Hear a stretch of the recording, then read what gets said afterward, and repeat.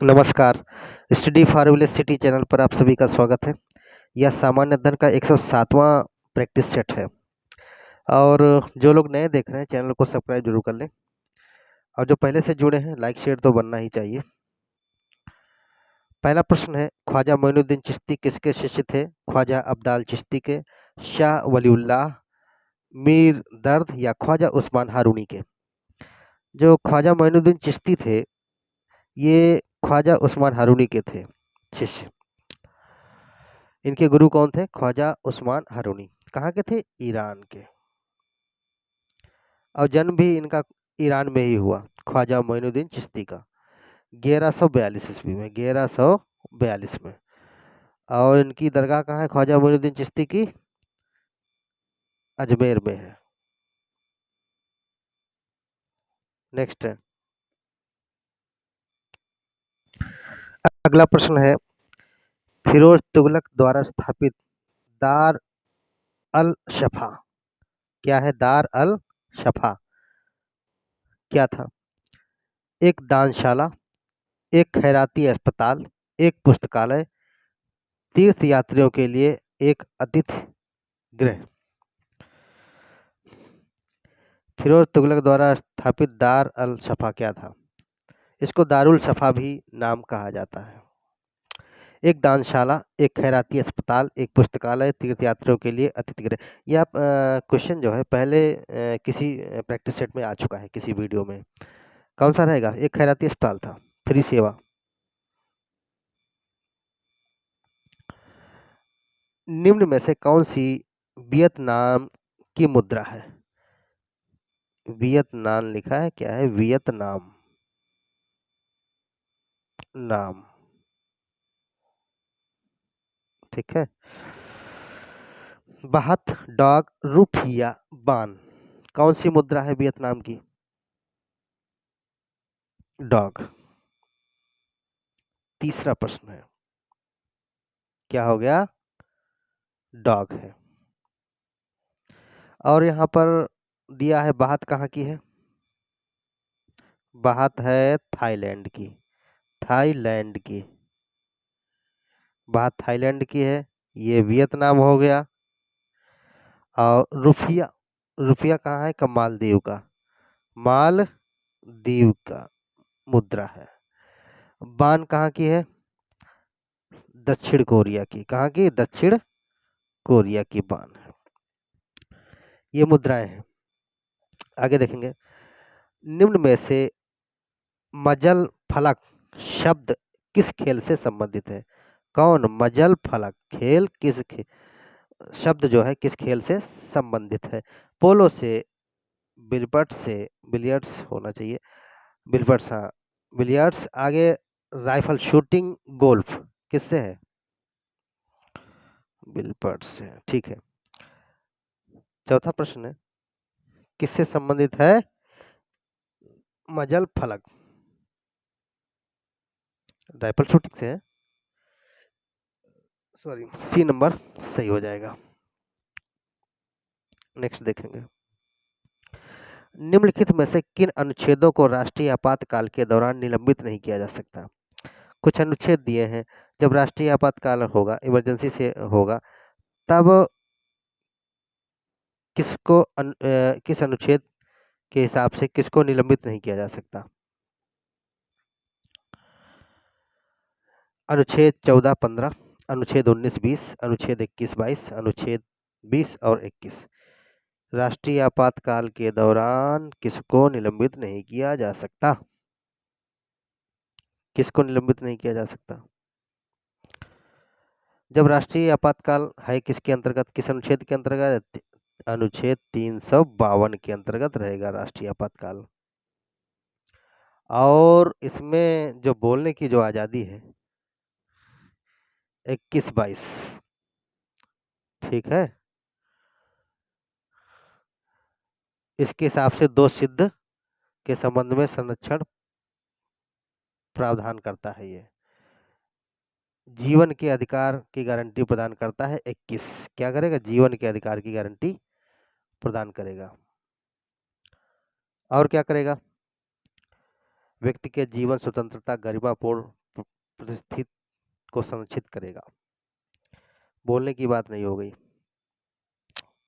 ये रहेगा। बोलेगा तो है ही, सिर्फ उसी तक सीमित नहीं रहेगा।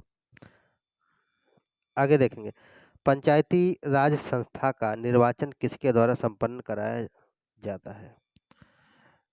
पंचायती राज संस्था का निर्वाचन किसके द्वारा संपन्न करवाया जाएगा? भारत का निर्वाचन आयोग, राज्य का निर्वाचन आयोग, जिला निर्वाचन आयोग या सभी? इसमें तो आसानी होना चाहिए। क्या रहेगा? 6 राज्य निर्वाचन आयोग करवाएगा।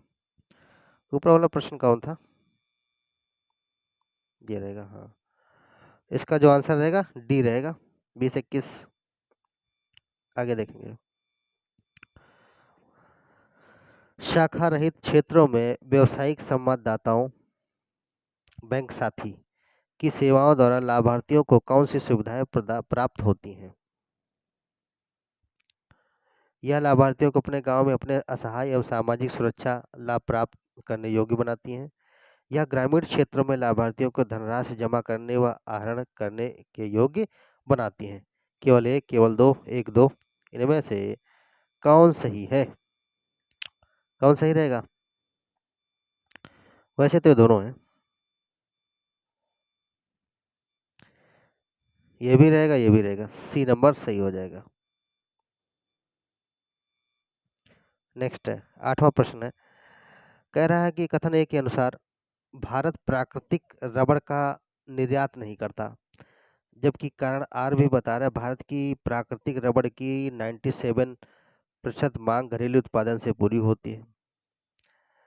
अगर ये दोनों हिसाब से सही है तो पूरा करेगा, क्योंकि 97% जो मांग है घरेलू उत्पादन से ही भारत की पूरी हो जा रही है। तो भारत निर्यात अब कह रहा है भारत रबड़ का निर्यात नहीं करता, लेकिन ज़्यादा है तो निर्यात करना ही चाहिए। इस हिसाब से 8वां की बात करें, कौन सा उत्तर सही होगा? कौन सा सही होगा? व्याख्या नहीं कर रहे हैं, सिर्फ सही है दोनों। ए आर दोनों सही हैं, लेकिन क्या व्याख्या नहीं कर रहे हैं। जब 97% घरेलू मांग पूरी हो जा रही है तो आवश्यकता पड़ने पर निर्यात तो कर ही सकता है, नहीं वाली कोई बात ही नहीं है। ठीक है, लेकिन फिर भी क्या इसके अनुसार एक काम पूरा नहीं हो रहा, क्योंकि घर ही यूज हो जा रहा है ये सब। ठीक, दोनों सही हैं, लेकिन ज़्यादातर घर ही आपस में संबंध नहीं बना पा रहे हैं। देखें क्या कर रहे हैं, ये कहाँ जाएगा? ए आर दोनों सही है, परंतु आर ए की व्याख्या नहीं है। सी नंबर सही हो जाएगा, सॉरी बी नंबर सही हो गया। नेक्स्ट है, 1665 ईस्वी में शिवाजी ने किस मुगल सेना नायक के साथ प्रसिद्ध पुरंदर की संधि की? प्रसिद्ध पुरंदर की संधि किसके मध्य हुई? जसवंत सिंह, जय सिंह, शाइस्ता खां, दिलेर खां? 9वां प्रश्न है, जय सिंह के साथ हुई शिवाजी, शिवाजी और जय सिंह के मध्य क्या हुई? पुरंदर की संधि हुई। नेक्स्ट है, महाभाष्य के लेखक पतंजलि समकालीन थे। जो पतंजलि थे ये महाभाष्य के लेखक रहे। किसके समकालीन थे? चंद्रगुप्त मौर्य के, अशोक के, पुष्यमित्र शुंग के, चंद्रगुप्त प्रथम के? पुष्यमित्र शुंग के समकालीन थे ये। भारत के प्रथम विधि अधिकारी के रूप में कौन जाना जाता है? प्रथम विधि अधिकारी के रूप में भारत के कौन है, कौन जाना जाता है? 11वां प्रश्न रहेगा, भारत का जो महान्यायवादी है भारत का प्रथम विधि अधिकारी है।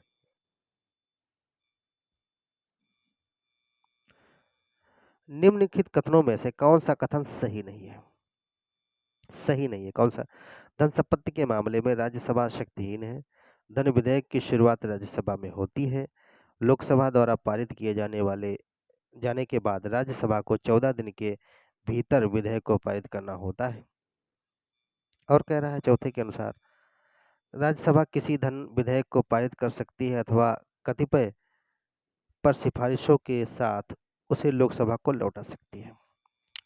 जो 12वां प्रश्न है, इसके कथन के अनुसार अगर देखेंगे, कौन सा सही रहेगा? कौन सा सही है? यहाँ पर क्या है? सही नहीं है कह रहा है। धन संपत्ति के मामले में राज्यसभा शक्तिहीन है, ये भी सही है। धन विधेयक की शुरुआत राज्यसभा में नहीं है, गलत है, लोकसभा में होती है।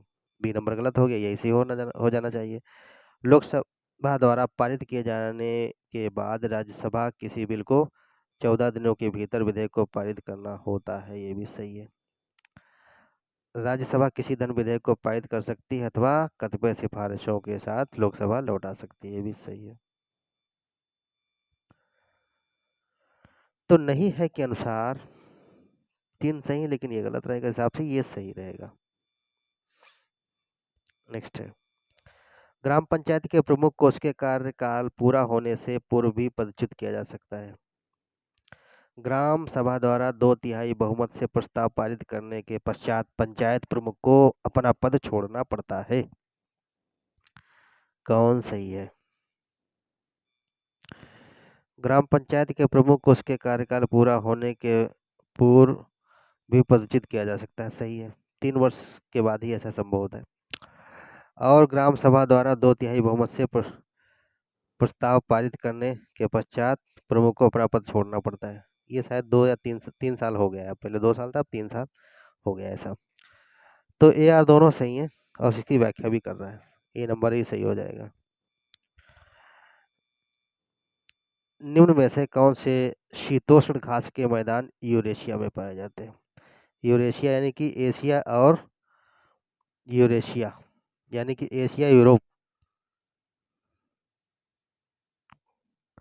एशिया और रसिया, एशिया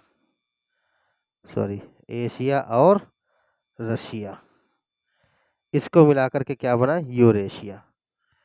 तो इन दोनों क्षेत्रों में जो घास के मैदान पाए जाते हैं वो कौन से हैं? डाउन्स बेल्ट्स, स्टेपीज, प्रेरीज, कौन से रहेंगे? स्टेपीज है, ठंडे भाग में मिलता है। निम्न में से कौन सा देश युग्म अरल सागर के किनारे स्थित है? कहाँ अरल सागर के किनारे कौन सा देश युग्म मौजूद है? Kazakhstan, Uzbekistan, Kazakhstan, Turkmenistan, Azerbaijan, Uzbekistan, Kazakhstan और रूस। अरल सागर के नज़दीक कौन सा देश युग्म है? तो ये देश है कजाकिस्तान, उज्बेकिस्तान के अरल सागर के पड़ोस में है, सूख रहा है अरल सागर। जिन खनिज के कारण चिली प्रसिद्ध है वह है? सोना, मैग्नीज, नाइट्रेट्स या खनिज तेल। चिली किस खनिज के कारण प्रसिद्ध है? नाइट्रेट के कारण प्रसिद्ध है। किसके? नाइट्रेट के कारण प्रसिद्ध है चिली। नेक्स्ट है, दिल्ली के किस सुल्तान ने सिकंदर सानी की उपाधि धारण की? सिकंदर सानी की उपाधि किसने धारण की? दो दिल्ली का शासक कौन था? सुल्तान। बलबन, अलाउद्दीन खिलजी, मोहम्मद बिन तुगलक, सिकंदर लोदी। 17वां प्रश्न की बात हो रही है, ये अलाउद्दीन खिलजी हैं, सिकंदर सानी की उपाधि धारण कर ली। निम्नलिखित घटनाओं का सही कालानुक्रम बताइए। कुछ घटनाएं दी हैं, इनका सही कालानुक्रम बनाना है, क्या रहेगा?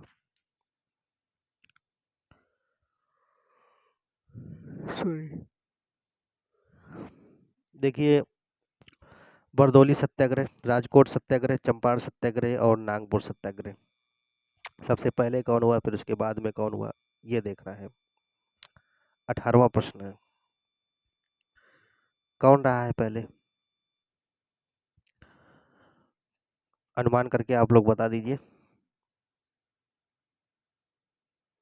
कौन रहेगा? देखिए, जो बरदौली सत्याग्रह है, सन बता देते हैं। जो बरदौली सत्याग्रह हुआ वह 1928 में हुआ, 1928 में।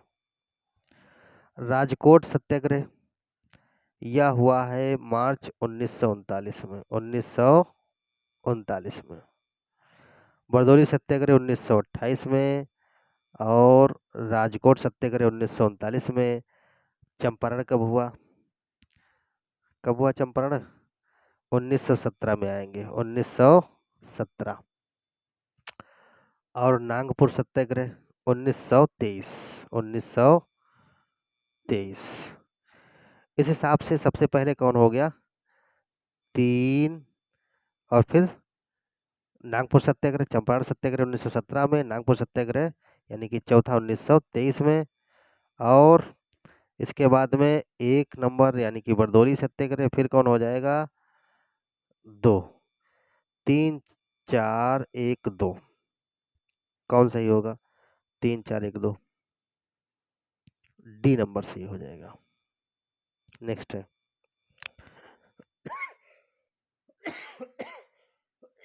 सॉरी निम्नलिखित युग्मन में से सही युग्म का चयन करना है। ये परमाणु ऊर्जा केंद्र और ये राज्य उससे संबंधित कहाँ पर मौजूद है?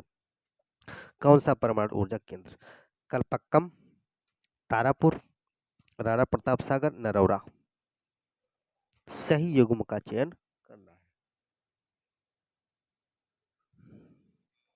देखें, चयन करें। प्रश्न नंबर है 19। कौन सही हो जाएगा?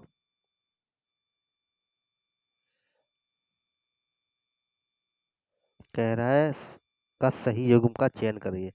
जो सही है उसी के बारे में बताना है। तो कलपक्कम तो तमिलनाडु में है, नरौरा भी उत्तर प्रदेश में है, और देख लेते हैं कैगा, कैगा भी कर्नाटक में है। कलपक्कम हो गया और नरौरा उत्तर प्रदेश। 1 4 5 ये वाले सही हो जाएंगे। 1 4 5 है कहीं? 19। 1 4 5 है, सी नंबर। कौन सा हो गया? सी नंबर सही है, और बाकी गलत है।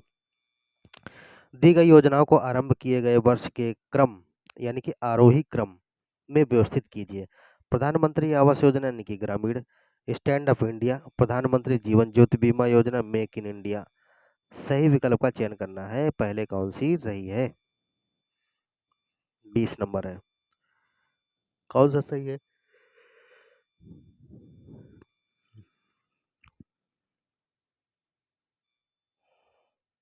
मेक इन इंडिया पहले आई, फिर प्रधानमंत्री जीवन ज्योति बना, फिर स्टैंड अप इंडिया रहा, फिर प्रधानमंत्री आवास योजना रही। तो 4 3 2 1 इस हिसाब से हम इसको लिख सकते हैं।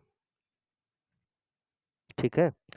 अब चाहे तो प्रधानमंत्री आवास योजना कब शुरू की गई ये भी देख लें। 2016 में, 2016 में। और स्टैंड अप इंडिया ये भी 2016 में।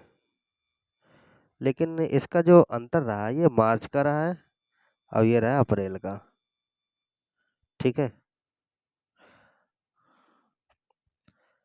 ये हो गया। आगे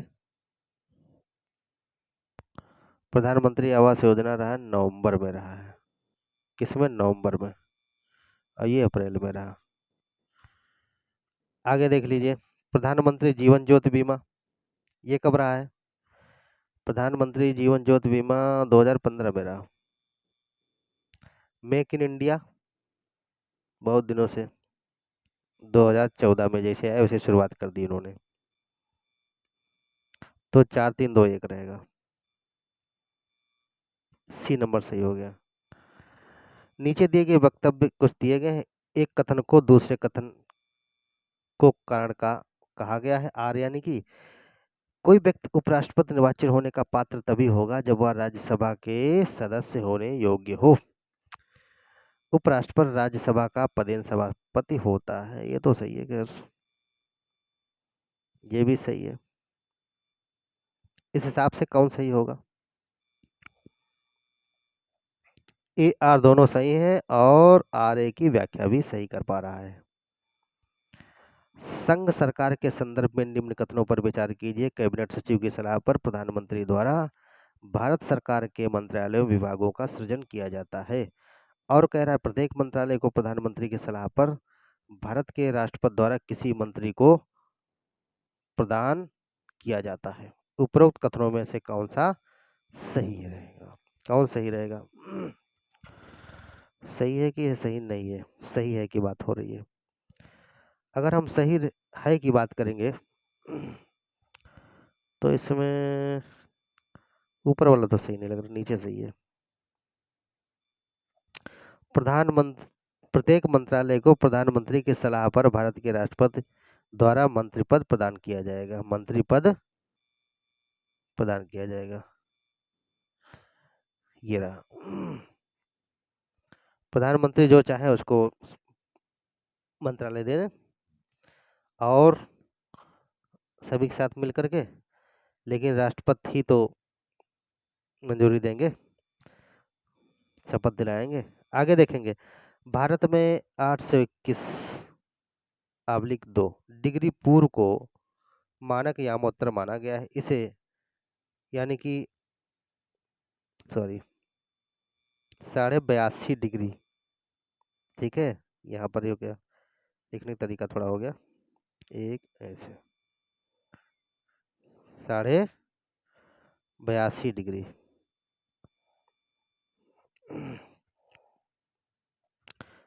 पूर्व को मानक यामोत्तर माना गया। इसे भारतीय मानक समय के नाम से जाना जाता है। गुजरात के द्वारका असम के डिब्रूगढ़ के स्थानीय समय में लगभग 1 घंटा 45 मिनट का अंतर है। गुजरात का द्वारका हो गया और असम का डिब्रूगढ़ हो गया, 1 घंटा 45 मिनट का अंतर है। भारत का समय ग्रीनविच के समय से 5 घंटा 30 मिनट आगे है।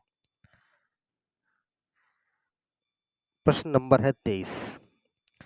तो इसमें से कौन सही है? वह स्थान जो ग्रीनविच के पश्चिम में है उसका समय ग्रीनविच समय से आगे होता है। कौन सा स्कूट के अनुसार कौन सा सही रहेगा? सही उत्तर का विकल्प देना है। बड़े बड़े प्रश्न हैं फिलहाल। तो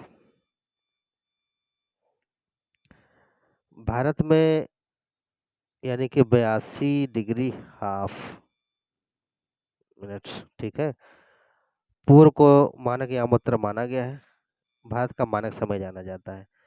और गुजरात के द्वारका असम के डिब्रूगढ़ के स्थानीय समय में कितना? 1.25 घंटे का अंतर है, सही है।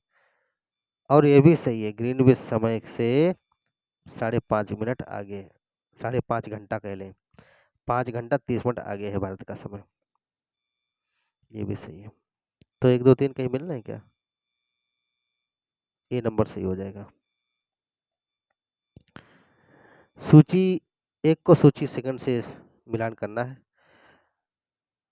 अतरकीन का दरवाजा, कुतुबुद्दीन ऐबक, हाजरा हजार सितून यानी कि कुली कुतुब शाह, कुवत उल इस्लाम इल्तुतमिश, चार मीनार अलाउद्दीन खिलजी। मिलान करना है। स्थापत्य है, जो आर्किटेक्चर है, और इसके संस्थापक कौन रहे हैं, इस हिसाब से मिलान करना है। कौन हो जाएगा? सी नंबर सही हो जाएगा। क्या हो जाएगा? सी नंबर सही हो जाएगा। आसानी से मिलान कर लेंगे आप लोग। प्रसिद्ध विजय विट्ठल मंदिर जिसके 56 तक्षित स्तंभ संगीतमय स्वर निकालते हैं, कहाँ अवस्थित है? भैया विजय विट्ठल मंदिर है, 56 तक्षित मंदिर स्तंभ है इसके, 56 तक्षित स्तंभ है। ये म्यूजिकल नोट्स पैदा करते हैं। कहाँ अवस्थित है? बेलूर में, भद्राचलम, हम्पी या श्रीरंगम? कहाँ है? हम्पी में है, नेट पर आके देख सकते हैं विट्ठल मंदिर को। निम्न युगों में से कौन सुमेलित नहीं है? कौन सुमिलित नहीं है इसमें? लोकगीत, पंडवानी, झूमर, बाउल, लावड़ी, ये राज्य दिए हैं, लोकगीत है। पंडवानी छत्तीसगढ़ से संबंधित है क्या? झूमर बिहार से है, बाउल उत्तराखंड से, लावड़ी महाराष्ट्र से। यहाँ पर कौन सी बात हो रही नहीं है, कौन सा तो बाउल उत्तराखंड से संबंधित नहीं है। पांडवानी छत्तीसगढ़ से है, झूमर बिहार से है, लावड़ी महाराष्ट्र से है। नृत्य, लोकगीत है ये। क्या है? लोकगीत है, फोक सॉन्ग्स है। फोक सॉन्ग्स की अगर बात करें, लावड़ी किससे है? महाराष्ट्र से है। झूमर बिहार का है और पंडवाड़ी कहाँ है? छत्तीसगढ़ का।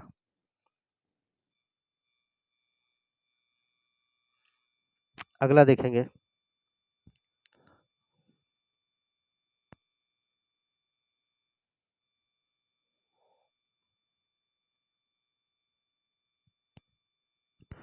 यहाँ पर आप लोगों के दिमाग में आ सकता है तो बाउल कहाँ का है? बाउल जो है ये है वेस्ट बंगाल का।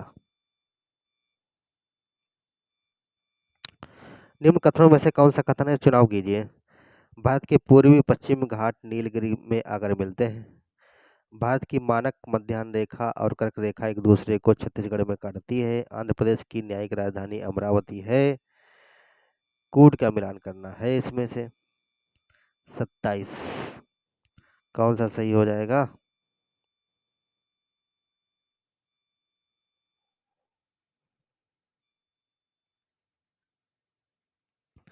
भारत के पूर्वी एवं पश्चिमी घाट नीलगिरी में आकर मिलते हैं, बिल्कुल सही है। भारत की मानक मध्याह्न रेखा कर्क रेखा क्या है? छत्तीसगढ़ में आकर एक दूसरे को काटती है, ये भी सही है, ये भी सही है। तो एक और दो ही सही है केवल। आंध्र प्रदेश की न्यायिक राजधानी अमरावती अभी तो नहीं है, अब बन रही है। इस हिसाब से अभी अभी सही हो गया, लेकिन प्रश्न के अनुसार ये रहेगा ए नंबर। निम्न में से गलत कथन कौन सा है? और अभी यहाँ हाईकोर्ट के हिसाब से अगर बात करेंगे तो कहाँ है? न्यायिक राजधानी अमरावती नहीं है, अभी तेलंगाना पहुंच जाएंगे।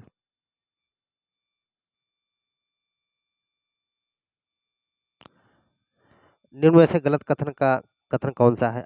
भारत में आर्द्र भूमि का कुल क्षेत्रफल 2.9 मिलियन हेक्टेयर है। प्रायद्वीपीय भारत में दादर नागर हवेली, तमिलनाडु, गोवा को छोड़कर सभी राज्यों में 20 से 30% भूमि वनों के अधीन है। उत्तर पूर्वी राज्यों में 30% से अधिक भूमि पर वन पाया जाता है। आर्द्र भूमि कितनी है भारत के कुल क्षेत्रफल पर? 2.9 मिलियन हेक्टेयर है, क्षेत्र में मौजूद है। तो इनमें से कौन सा कथन सही रहेगा? 28वां प्रश्न है, कौन सा रहेगा?